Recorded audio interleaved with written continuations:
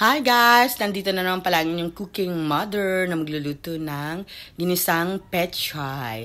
At itong pechay na ito is nabili ko lang naman sa tindahan sa halagang 20 pesos. And lalagyan ko lang siya ng kamatis at syempre ang ating Argentina pork giniling. At dahil wala namang kakaiba sa recipe ito is syempre hindi ko na ito masyadong ededemo. Mas dadamihan na lang natin ang aking kwento. So alam niyo ba guys, i-explain ko lang kasi madalas ng mga kapitbahay ko or yung mga nakakilala sa akin, akala nila laging masarap yung pagkain namin. Kasi nga daw, lagi daw ako nag-upload ng mga videos. Hindi naman nila alam na talagang sa totoong buhay and reality is isang beses lang ako nagluluto ay yun ay ang pang dinner namin. So most of the time talagang bumibili lang kami ng lutong ulam o kaya yung mga dilata, noodles, itlog, ganun lang kadalasan talaga. Kasi nga, hindi na kaya ng schedule ko kasi ang uwian ko everyday, although naka-work from home ako, is 8 a.m.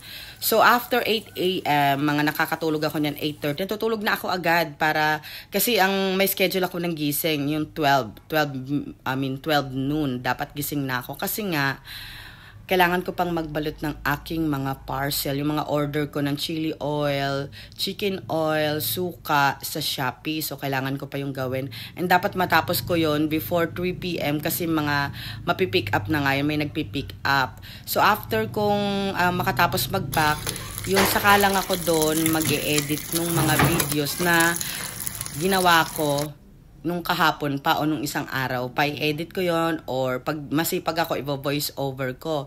And then pagkatapos, syempre, i-upload ko na. And then after kong ma-upload yon, syempre, it's either magluluto na ako ng next content ko, yung aming pang-dinner, or tatambay muna ako sa tindahan para mag-isip ng maluluto. So, most of the time, tumatambay muna ako sa tindahan pag wala pa akong maisip maluto kasi doon ako nakakaisip ng iluluto. Doon nga sa mga bumibili, ayan, nakaka-copy-paste ko yung mga binibili nila at yun ang aking niluluto. So, pagkatapos nun, syempre, edit-edit. Minsan nga, tinatamad na akong mag-set up ng mga ilaw kaya minsan madilim yung mga videos ko. Pero pag sinisipag naman ako, magsiset up ako ng mga ilaw-ilaw dyan. Kasi minsan ang hirap din kaya kasi nga, isi-set up mo. Tapos, dun sa lutuan, ililipat mo din doon. Tapos, pag naghiwa ka, ililipat mo din doon. Tapos, pag naghain ka, ililipat mo rin doon. Ganun kahirap. So, kaya minsan, pag tinatamad ako, wala nang ilaw, as is na lang.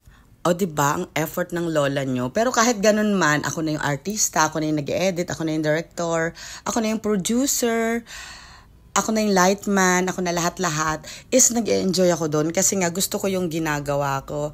And nakikita ko naman yung improvement ko. Kasi dati kung minsan binabalikan ko yung mga old videos ko na ginawa ko dati, is malaki na rin talaga yung improvement. Siyempre mas better na ngayon.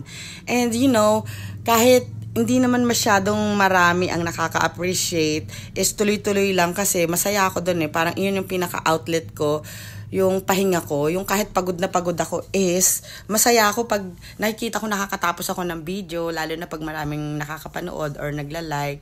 Yun lang, na-share ko lang kasi grabe yung saya ko. Thank you for watching, lalo na sa mga nagsusupport. Bye!